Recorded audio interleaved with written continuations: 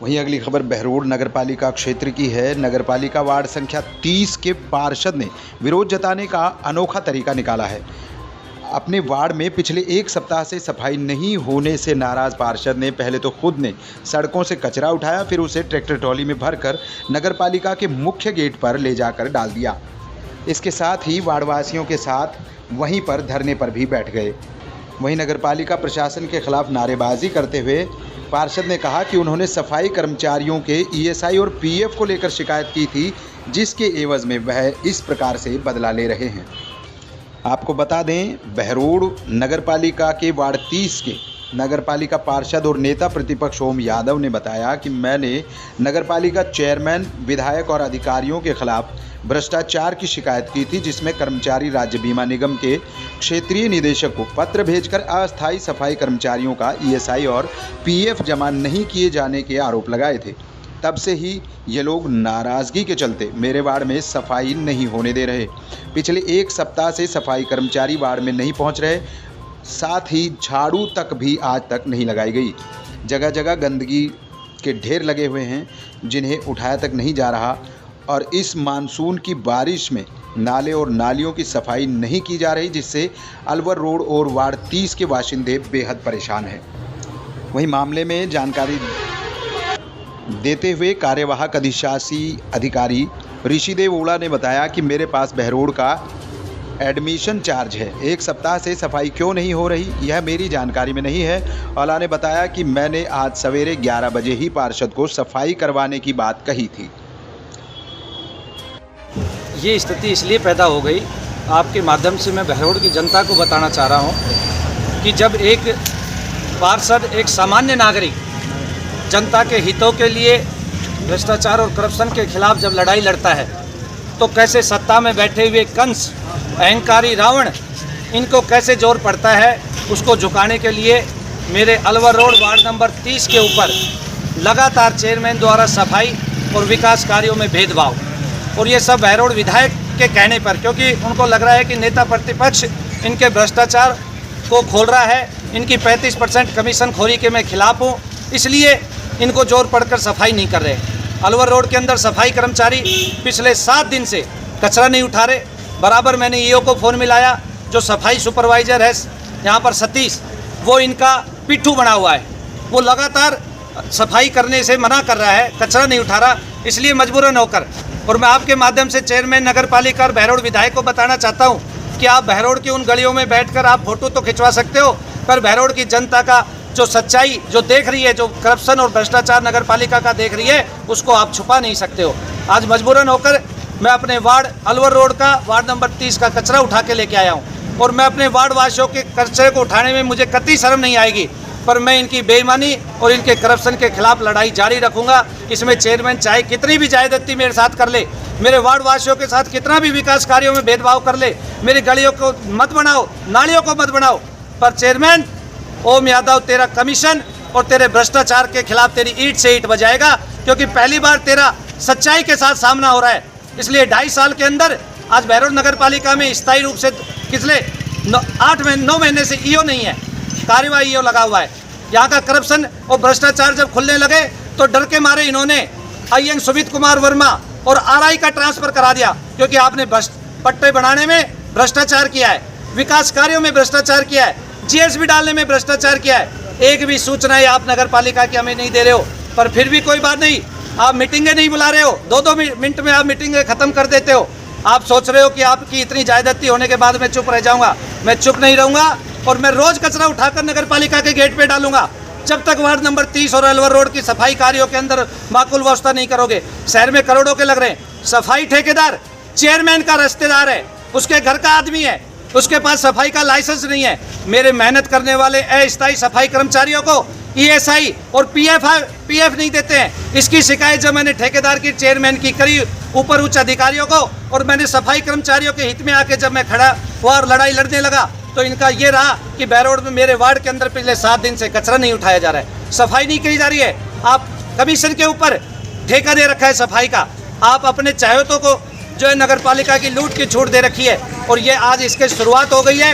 अगर अलवर रोड की सफाई नहीं करी और कचरा नहीं उठाया और मेरे वार्ड के विकास कार्यों में भेदभाव रहा, तो रोज नगर पालिका के गेट के ऊपर करेगा।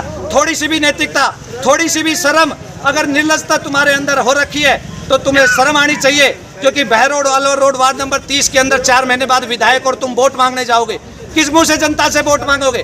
कैसे आप एक पार्षद, ईमानदार पार्षद को जो है प्रताड़ित कर रहे हो? ये बहरोड नगर की जनता देख रही है। आने वाले समय में माकूल जवाब आपको बहरोड की जनता देगी। और मैं ये संघर्ष ईमानदारी और सच्चाई के लिए तुम्हारे भ्रष्टाचार और कमीशन खोरी के खिलाफ लड़ता रहूंगा। भारत माता की जय। नमस्कार, आप देख रहे हैं जोशीला न्यूज़ नेटवर्क और आइए बढ़ते हैं खबरों की ओर।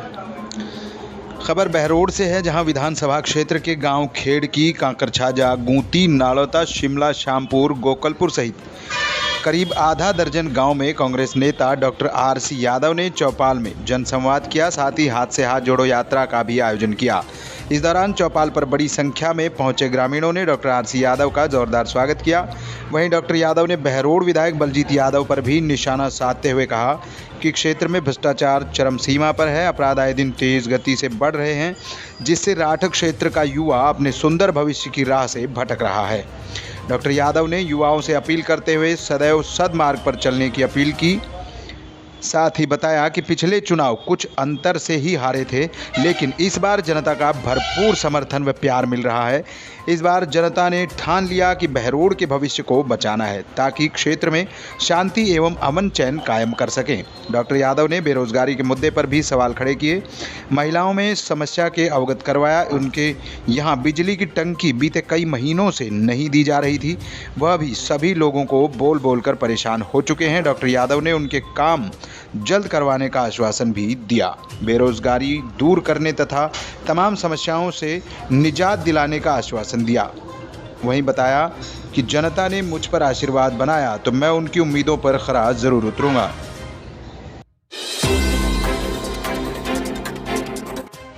और वहीं महिलाओं को आत्मनिर्भर बनाने के लिए डॉक्टर शानू यादव ने दहमी में सिलाई प्रशिक्षण केंद्र का किया उद्घाटन। भारतीय जनता पार्टी राजस्थान महिला मोर्चा प्रदेश सह संयोजक प्रशिक्षण एवं संतोष देवी चैरिटेबल ट्रस्ट सचिव डॉक्टर शानू राजकुमार यादव ने बहरोड क्षेत्र के गांव दहमी में सिलाई प्रशिक्षण केंद्र का उद्घाटन किया।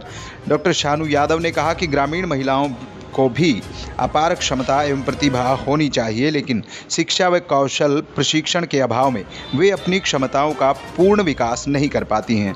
ग्रामीण परिवेश में शिक्षा, स्वास्थ्य, कौशल प्रशिक्षण, जागरूकता की कमी एवं बुनियादी संसाधनों का अभाव ही ग्रामीण महिलाओं की आत्मनिर्भर बनने से सबसे बड़ी बाधा है। वहीं समस्याओं को दूर करने के लिए क्षेत्र में अनेकों सिलाई प्रशिक्षण केंद्रों की स्थापना भी की गई है तथा इन केंद्रों पर महिलाओं को सिलाई मशीनें प्रदान कर प्रशिक्षकों के माध्यम से अब तक 800 महिलाओं को प्रशिक्षण दिया जा चुका है। उसी कड़ी में आज दहमी में प्रशिक्षण केंद्र की स्थापना की गई है। इस दौरान हरपाल पंच, झाबर पंच, रामावतार झांसला, अजीत पंच, गजराज पंच, सुबे सिंह, रामनिवास, कृष्णा देवी, कमला, सोमवती, सरला, मंजू देवी, रोशनी, सावित्री, धनवंती सहित बड़ी संख्या में महिला एवं ग्रामीण मौजूद रहे। और अगली खबर अलवर से है, जहां कोचिंग कर रहे बानसूर और सामदा के छात्र बुधवार को 33 केवी हाई वोल्टेज लाइन की चपेट में आने से गंभीर रूप से झुलस गए। छात्र अलवर के NEB इलाके में 200 फीट रोड पर एक हॉस्टल में रहकर पढ़ाई कर रहे थे और मंगलवार की शाम छत पर बैडमिंटन खेलते समय हाई वोल्टेज बिजली लाइन की चपेट में आ गए, जिससे दोनों छात्रों को गंभीर हालत में जयपुर के लिए रेफर किया गया। घटना मंगलवार की है, जहां अलवर के NEB इलाके में 200 फीट रोड पर भमलोत टावर की छत पर बैडमिंटन खेलते समय ऋतिक जांगिड़ 18 वर्ष पुत्र मनोज जांगिड़ निवासी चूला बानसूर और अनीश गुर्जर 18 साल निवासी सामदा बाईपास से गुजर रही 33 केवी हाई वोल्टेज लाइन की चपेट में आ गए और दोनों के कपड़े में आग लग गई, जिससे दोनों गंभीर रूप से घायल हो गए। करंट की चपेट में आने से ऋतिक जांगिड़ टावर की तीसरी मंजिल से नीचे आ गिरा, जबकि अनीश गुर्जर छत पर ही गंभीर रूप से झुलस गया। घटना के समय तेज धमाके की आवाज़ के साथ आसपास के लोग घटनास्थल पर जमा हो गए और दोनों छात्रों को जिला अस्पताल पहुंचाया गया, जहां से उन्हें गंभीर हालत में जयपुर के लिए रेफर कर दिया गया। जानकारी के अनुसार भमलोत टावर में PG हॉस्टल संचालित है और दोनों छात्र हॉस्टल में रहकर पढ़ाई कर रहे थे। दोनों छात्र सूर्यनगर में धूनीनाथ एजुकेशन फाउंडेशन संस्था में सहायक तकनीकी यानी कि IT का कोर्स कर रहे थे।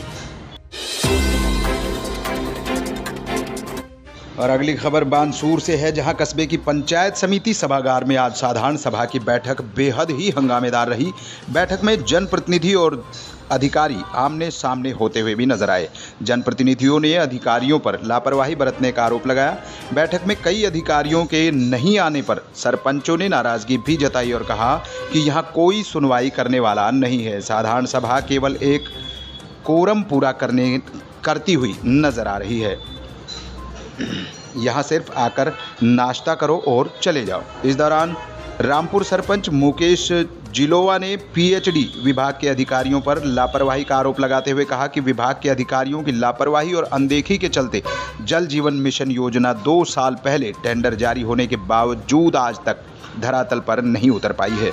सरपंच ने PhD विभाग के अधिकारियों को आड़े हाथों लेते हुए कहा कि रामपुर में जल जीवन मिशन योजना में बोरिंग आज भी बीच में अटकी हुई है, जहां एक बोरिंग होने के बाद गांव के लोगों ने बोरिंग करने पर रोक लगा दी थी, जिसको लेकर कई बार प्रशासन और विभाग को अधिकारियों को अवगत भी करवा दिया गया, लेकिन प्रशासन आज तक भी मूक बना हुआ है और मौके पर पहुंचकर वजह जानने की गनीमत तक नहीं की। इस कारण बोरिंग का काम आज भी बीच में ही अटका हुआ है। साथ ही सरपंच ने आरोप लगाया कि 2 साल से अधिकारियों की लापरवाही के चलते जल जीवन मिशन योजना धरातल पर नहीं उतर पाई, जिससे ग्रामीणों को इस भीषण गर्मी में भारी परेशानी का सामना करना पड़ रहा है। वहीं उन्होंने बैठक में कहा कि पानी की टंकी से सप्लाई वाले वाल्व को आज दिन तक कुछ असामाजिक तत्वों ने खोल देते हैं, जिसको लेकर लेवल विभाग के अधिकारियों को कई बार अवगत भी करवा दिया गया, लेकिन विभाग के अधिकारी कोई सुनवाई करने के लिए तैयार नहीं है। उन्होंने कहा कि विभाग की ओर से एक बोरिंग करवाई गई थी जो आज भी खुली हुई पड़ी है। अगर उसमें कोई दुर्घटना होती है तो उसकी जिम्मेदारी कौन उठाएगा। इस दौरान PhD विभाग के अधिकारी बैठक में खड़े होकर सुनते रहे। उनके पास इन आरोपों का कोई जवाब देने के लिए किसी प्रकार का उत्तर नहीं था। वहीं दूसरी तरफ बामनवा सरपंच बबीता कंवर ने भी जल जीवन मिशन योजना को लेकर विभाग के अधिकारियों पर लापरवाही बरतने के बड़े आरोप लगाए। सरपंच ने कहा कि आज तक जल जीवन मिशन योजना का एक भी काम पूरा नहीं हो पाया है, चाहे टंकी के निर्माण का हो या फिर लाइन बिछाने का हो, कोई कार्य पूरा नहीं हुआ। बैठक में आए करीब सभी सरपंचों ने जल जीवन मिशन योजना को लेकर अधिकारियों पर लापरवाही बरतने के आरोप लगाए। साधारण सभा की बैठक में बिजली, पानी, सड़क के खास मुद्दे चर्चा में रहे। बैठक में ब्लॉक स्तरीय कई अधिकारियों के नहीं आने पर भी सरपंचों ने नाराजगी जाहिर की। इस दौरान पंचायत समिति प्रधान सुमन यादव, विकास अधिकारी रामजीलाल मीणा, राम अवतार शर्मा, अध्यक्ष पंचायत समिति सदस्य सहित सभी पंचायत समिति सदस्य, सरपंच और कुछ विभाग के अधिकारी मौजूद रहे। सरपंच जी, जैसा कि आज साधारण सभा की मीटिंग का आयोजन किया जा रहा है और उसमें हमने देखा कि यहाँ पे अधिकारी मौजूद नहीं है और हर बार मीटिंग होती है, लेकिन क्या चाय नाश्तों के लिए ही मीटिंग की जाती है या इसमें कोई समाधान भी होता है? देखो, पंचायत समिति सभागार में आज मीटिंग का आयोजन किया गया है साधारण सभा का, जिसमें अधिकारी, आप लोग खुद देख रहे हो कि बहुत से अधिकारी अनुपस्थित हैं। जब अधिकारी अनुपस्थित रहेंगे तो जनप्रतिनिधि किसको अपनी समस्याओं से अवगत कराएंगे। जो समस्याएं हमारे जो ग्राम पंचायत की थी वो समस्याएं ऐसे की ऐसे यथावत हैं। उन समस्याओं के बारे में पहले भी हमने अधिकारियों को अवगत कराया था, लेकिन वो समस्याएं धरातल पर पूरी तरह से नहीं हो पाई हैं। अब अधिकारियों को आना चाहिए। साधारण सभा की जब मीटिंग का आयोजन किया गया, क्योंकि जनप्रतिनिधि है, जनता की समस्याओं को अधिकारी तक अवगत करा पाता है, और वो समस्याएं दूर नहीं होंगी तो आम जन को कहां से सुख शांति प्राप्त होगी। आम जन को जो सुविधाएं हैं, जो ग्राम पंचायत के स्तर पर जो सरकार की, राज्य सरकार, केंद्र सरकार की जो योजनाएं हैं, उन योजनाओं को जनप्रतिनिधि ही जनता तक पहुँचाता है।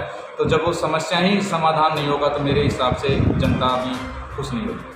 तो आपका क्या एक्शन रहेगा अगर इस तरह से ही लगातार आपकी समस्याओं को सुना नहीं जाएगा और जनसभा के नाम पर हर बार आपको बुलाकर बैठा लिया जाएगा? नहीं, मैंने अभी अध्यक्ष, जो प्रधान जी अध्यक्षता कर रहे हैं, उनको मैंने अवगत कराया, वीडियो साहब को अवगत कराया कि जब अधिकारियों को आप नहीं बुला रहे हो, अधिकारी नहीं आ रहे हैं और जो हमारी समस्याओं का समाधान नहीं हो रहा है, तो इस पंचायत समिति सभागार में आकर मीटिंग का आयोजन करने का कोई औचित्य नहीं है। हम अपने बलबूते पर ही जनता की जो समस्याएँ हैं उनको दूर करने का प्रयास करेंगे। सावन के महीने में भोले के भक्तों में खासा उत्साह देखने को मिल रहा है। वहीं अलवर ज़िले के बहरोड के 10 युवकों का एक ग्रुप 51 लीटर गंगाजल की कांवड़ लेकर गांव आ रहा है, जो करीब 370 किलोमीटर पैदल चलकर कल यानी 13 जुलाई गुरुवार को गांव पहुंचेंगे, जो गांव गादोज रोड पर स्थित शिव मंदिर पहुंचकर भगवान भोलेनाथ का जलाभिषेक करेंगे। ऐसा बहरोड में ही नहीं बल्कि पूरे ज़िले में पहली बार होने जा रहा है। दरअसल बहरोड पंचायत समिति की ग्राम पंचायत गूंती के 10 युवा पिछले 3 साल से हमेशा डाक कावड़ लेकर आया करते थे, लेकिन इस बार उन्होंने कुछ नया करने का मानस बनाया। युवक नेमीचंद बबेरवाल ने बताया कि गांव के विभिन्न परिवारों के युवाओं से करीब 1 महीने पहले से संपर्क करना शुरू कर दिया।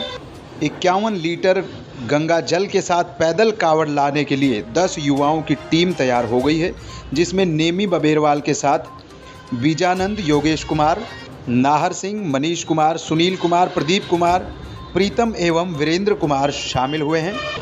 इन सभी युवाओं ने नियमित शारीरिक व्यायाम भी शुरू कर दिया है ताकि वजन के साथ साथ पैदल चलकर कावड़ लाते समय उन्हें शारीरिक फिटनेस के कारण कोई जोखिम नहीं उठाना पड़े। एक पिकअप में सवार होकर सभी युवा 4 जुलाई को हरिद्वार के लिए रवाना हो गए। यहाँ से उन्होंने 5 जुलाई को सुबह 7 बजे हर की पौड़ी घाट से बम बम भोले के जयकारों के साथ साथ वीरेंद्र प्रजापति ने 51 लीटर गंगा जल से भरी कावड़ उठाई और गंगा गांव के लिए रवाना हो गए। युवाओं के द्वारा लाई जा रही इस कावड़ में स्टील के कुल 6 टोकनी यानी कि बंटे हैं, जिसमें 10-10 लीटर की 4 टोकनी और 5 व 6 लीटर की 2 टोकनी शामिल हैं। 5 जुलाई को रवाना हुए युवाओं की टीम हाईवे के रास्ते राजस्थान सीमा शाहजहाँपुर में देर रात को प्रवेश कर गई। सुबह वहां से रवाना होकर बहरोड की सीमा गांव दूघेड़ा पहुंच गए।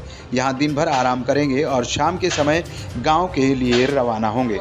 इनकी इस ऐसी अनूठी पहल से ग्रामीण उत्साहित हैं कि गांव के युवा बहरोड या अलवर ज़िला ही नहीं बल्कि राजस्थान में पहली बार धार्मिक आस्था के प्रति युवाओं का यह प्रयास देखने को मिला है, जिसको लेकर गांव के लोग एवं परिवारजन स्वागत करने की तैयारियों में भी जुटे हुए हैं।